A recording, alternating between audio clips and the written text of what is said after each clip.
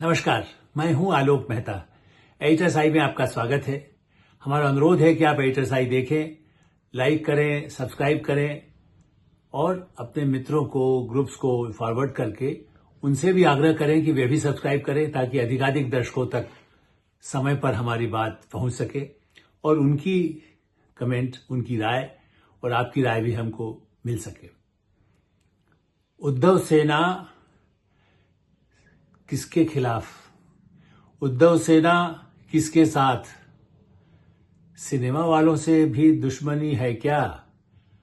बाल ठाकरे और उद्धव ठाकरे, देखिए बाल ठाकरे बहुत अच्छे कार्टूनिस्ट थे।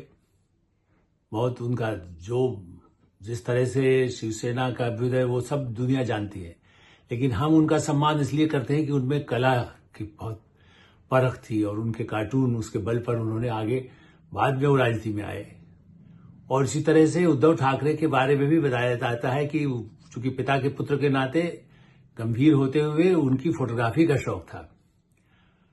तो बाल ठाकरे तो चूंकि बहुत जमीनी लड़ाई, लोगों को संघर्ष, मराठा अस्मिता, छत्रपति शिवाजी और हिंदू राष्ट्र, बल्कि भारतीय जनता पार्टी जितना वोकल होकर नहीं कहती, उससे ज्यादा हिंदू धर्म और हिंदू राष्ट्र, इस तरह की बातें करना, खुल करके कहना कि हाँ हमने अयोध्या में हमने गिराई मस्जिद, वो घोषित रूप से उसको भी स्वीकार करने को तैयार होते थे, जबकि और कोई मानने को तैयार नहीं होता था। ऐसे उद्धव ठाकरे की सेना, चूंकि अब शिवसेना तो कहना बेकार है, चूंकि अब तो वो उनके हाथ में है नहीं, वहां तो उनके हाथ से चली गई। अब शिंदे की शिवसेना है, असली शिवसेना तो उनकी हो गई है। एकनाथ शिंदे उन्हीं के संघर्ष करके बाल ठाकरे के समय से आए हैं उत्तराधिकारी। जैसे आप ये कहें कि राज ठाकरे उत्तराधिकारी बनने थे, उसके बजाय बन गए। अब उद्धव ठाकरे भी अपने बेटे को बनाना चाहते हैं, लेकिन सवाल यह है कि संजय राउत ने अब जो बयान दिया वो बड़ा ही, मुझे लगा कि सारी पराकाष्ठा पार हो गई। एक समय आपको याद है कंगना राणावत को किस तरह से तंग किया था, उनके घर बुलडोजर भेज दिया था। कंगना राणावत से कोई दुश्मनी, कंगना राणावत कलाकार, आज वो एमपी भी बन गई हैं भारतीय जनता पार्टी की, लेकिन उस समय तो राजनीति में भी नहीं थी। लेकिन उनके कुछ विचार या उनके जो उनका है उसके खिलाफ उनके एक अभियान जगी। हमारे हिसाब से क्यों नहीं चल रही कंगना राणावत, मैं तो ऐसा मानता हूं। इसलिए शायद उनको, जब वो सांसद नहीं थी उसके बाद उनको किस तरह से परेशान करने की जो संभव कोशिश थी, कंगना राणावत के सारे इंटरव्यूज आप देख लीजिए। मैं इसलिए कह रहा हूं कि मैं तो ठाकरे का उस मामले में, चूंकि वो एक संघर्षशील व्यक्ति थे और उन्होंने खुद सत्ता की राजनीति करने के लिए, खुद सत्ता में आने की कोई कोशिश नहीं की। पद के लिए उन्होंने शुरू से कहा था कि मैं चुनाव नहीं लड़ूंगा। उनके कई बार उनके खिलाफ भी बहुत सारी बातें हुई, उनके खिलाफ हुआ, लेकिन उद्धव ठाकरे को आकांक्षा भारतीय जनता पार्टी ने जगाई। देखिए मैं तो कहता ही हूं, अरविंद केजरीवाल जी के लिए मैं भारतीय जनता पार्टी वालों से कहता हूं, अरे आपने तो जहां अन्ना हजारे का आंदोलन था तब अरविंद को भी आगे बढ़ने दिया, इसीलिए उसका फायदा उनको मिल गया।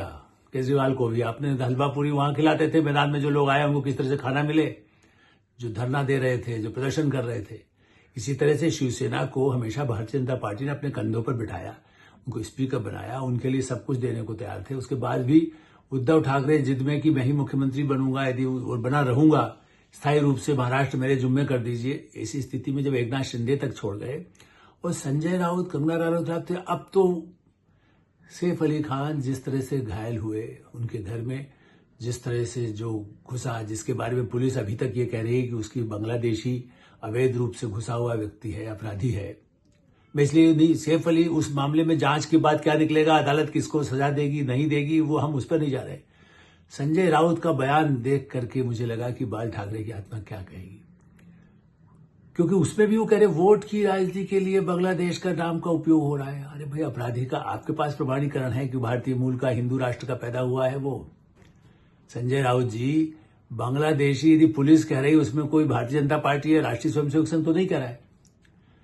संजय राउत कभी बीच बीच में जो है, उद्धव ठाकरे तो प्रधानमंत्री नरेंद्र मोदी के यहाँ पैर छुआने अपने बेटे को लेकर के आते थे, एक समय में हमने देखा है, वो खुद भी नतमस्तक होते थे। अभी भी जब हुआ तो उनको लगता रहा कहीं कोई समझौता हो सकता है बीच में। हमेशा उनके लोग तो लालायित रहे हैं।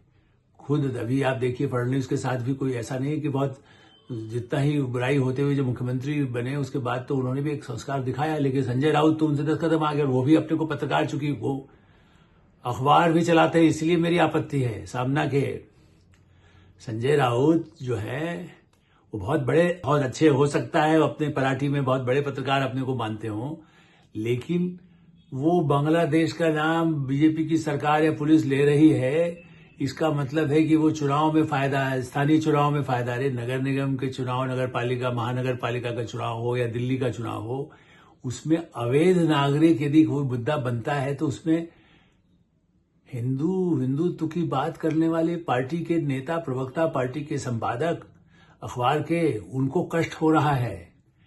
अपराधी को बचाने के लिए वकील खड़े होकर दो लड़ने लगे वहां।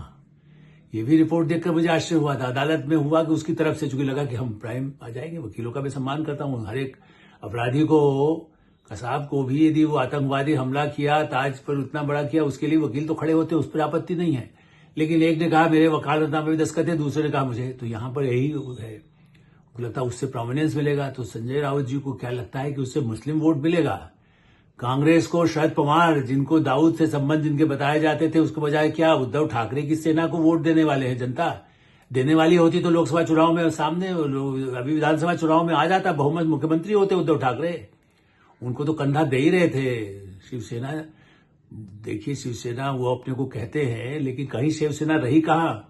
वो सिर्फ उद्धत, जिसको कह सकते हैं कि भिड़ने को तैयार। शरद पवार भी उनसे कह रहे हैं हम अपने बल पर लड़ लेंगे, कभी उनको कहना, उनके लोग कहने लगते हैं हम अपने बल पर लड़ेंगे। और कांग्रेस तो किसके साथ रही है? आम आदमी पार्टी के साथ रही, तो क्या वहां पर उद्धव ठाकरे के पैर छू करके राहुल गांधी की उम्मीद की जा रही है क्या? आप राहुल गांधी का टी शर्ट पहनेंगे उद्धव ठाकरे जी? संजय राउत ने भी अभी पहनना नहीं शुरू किया है। अब तो उनका अभियान है, टी शर्ट अभियान, राहुल गांधी गठबंधन में उनके साथ है।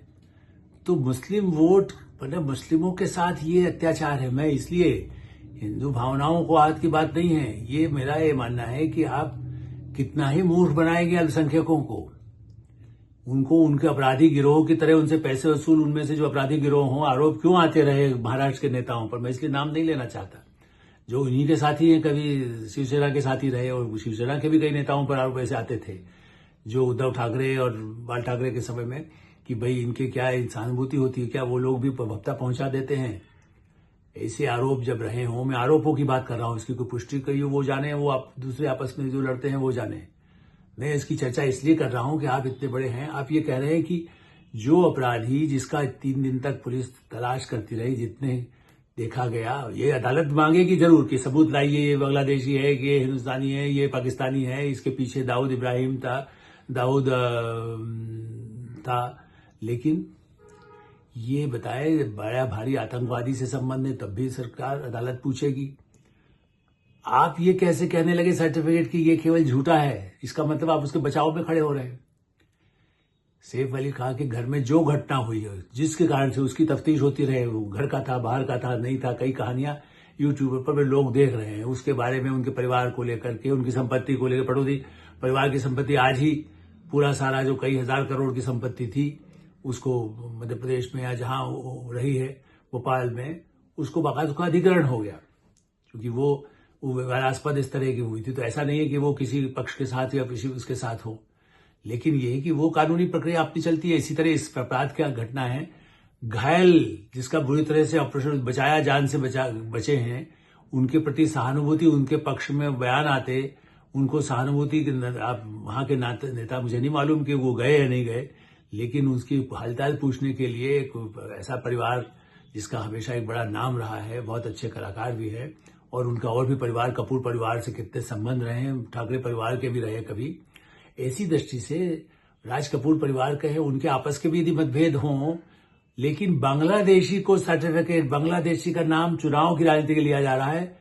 मेरा कहना है कि ये चाहे कांग्रेस पार्टी किसी उस पर मुद्दे पर करे, या कंगना रनावत का साथ भी जो किया गया, तो कंगना और सैफ जैसे जो सबसे लोकप्रिय एक समय में रहे हैं कलाकार, अब तो इमरजेंसी, फिर उसके समर्थन में, तो कंगना रनावत के समर्थन में कोई बयान नहीं आया। संजय तो वो तो पत्रकार है, उनको तो कहना चाहिए कि नहीं भाई, इस पर सेंसर क्यों लगाया गया, क्यों इस पर रोक की कोशिश हुई।